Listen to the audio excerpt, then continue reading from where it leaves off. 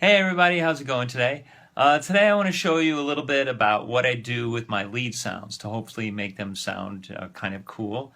I'm going to use a track called Law of Vibration, which was just released earlier this week on Asymmetric Recordings, which is a label that I'm a big fan of, and I was very fortunate to get a lot of really positive feedback and support from a lot of DJs and artists that I really like, so that was really nice. In any case, let me play first a section of the track that has the lead sound so you can hear it in context, and then I'll solo it so you can hear what it sounds like by itself.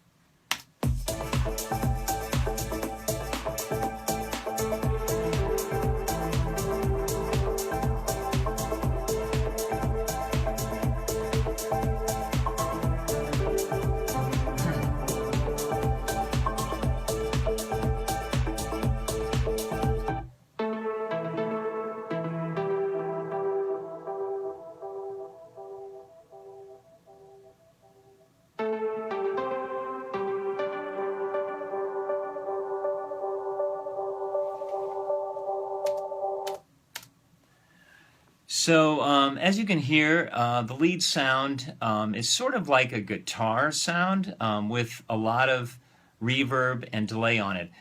This sound comes from the plugin UHE Hive. I'll show you the plugin here. And basically it's almost a preset.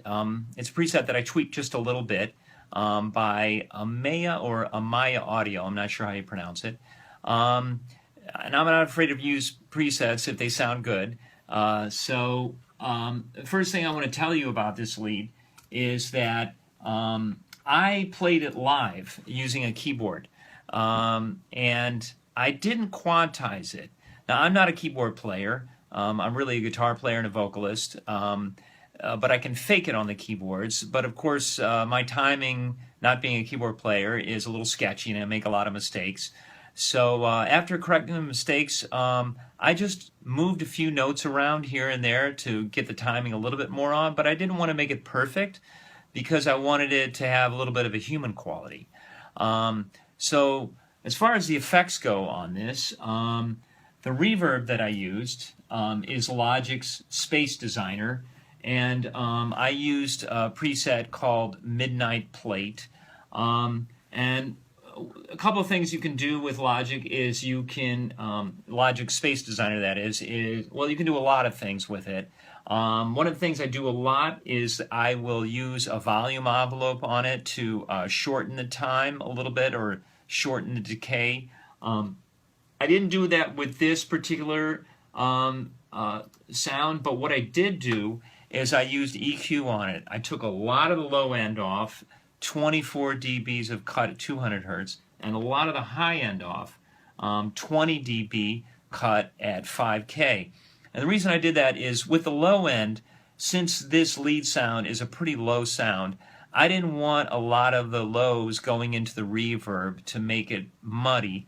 And the highs, by experimenting, I found that if I took a lot of the highs off, it eliminated a lot of the kind of sizzling high end that you have on a plate reverb, and to me it made the sound a little more mysterious. So basically just, artistic decisions that come from a lot of experimentation.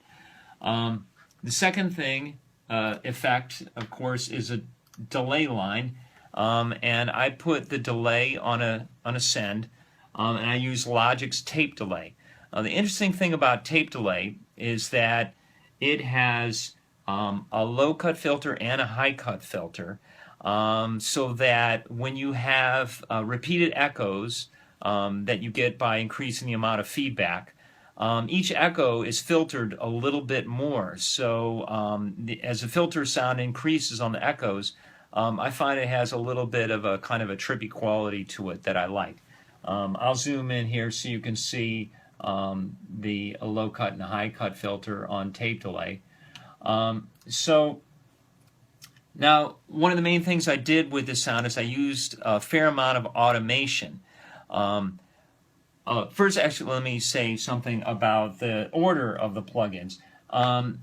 Normally, you might put a delay first on a sound and then put reverb later, but in this case, I did it in reverse because what I wanted to hear was the reverb sound echoing. If I put the delay line first and then send it to a reverb, there would be kind of a reverb wash over the whole thing. But I thought it was a more interesting sound to hear that big reverb sound echoing, and I'll show you can hear it here.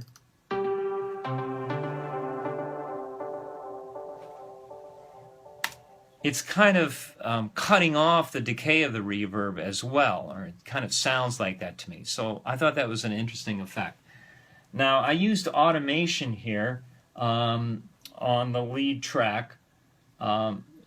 You can see here on the notes in each of these phrases, there's about 5 notes or so. But I only put delay.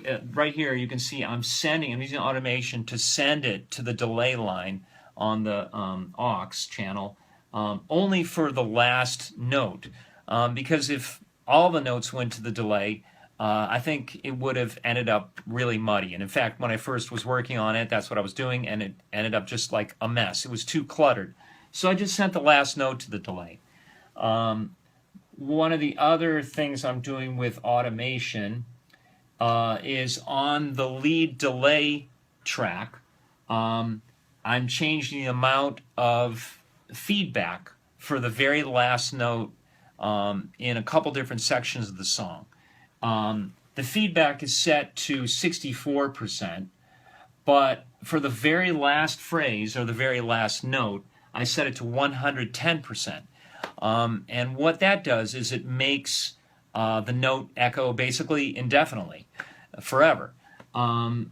So I did that because at the end of a couple different sections in the track, there's sort of a build-up leading into the next section, and I wanted that note to keep echoing and echo through that build-up just to kind of increase the sense of build and momentum.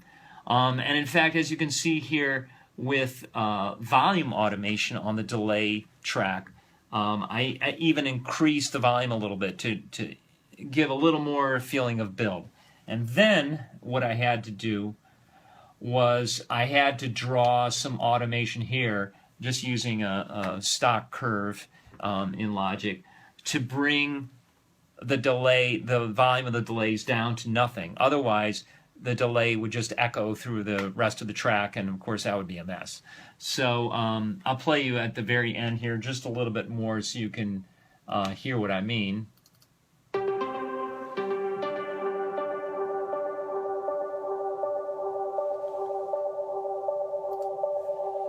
So it would just go on forever, but I've drawn the automation, the volume automation on the delay track to bring it down to nothing.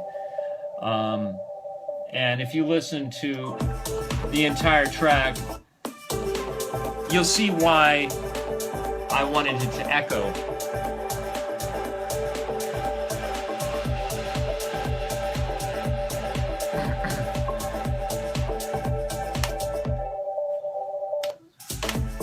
So there you have it. I hope you enjoyed this video, and I want to tell you one other thing, which is every month I'm posting on SoundCloud a private track of a work in progress, and if you join my email newsletter, I will send you a link to that private track, and you can have a listen to one of my works in progress, and you can leave comments on it. And I would love to hear your comments because I really find feedback useful, and I think it would be really fun and interesting. And you know, you can help shape my music that way. So if you go to timrobert.com, you'll find a link right there to sign up for my newsletter. So thanks everyone, and hope you enjoy the video and have a great weekend.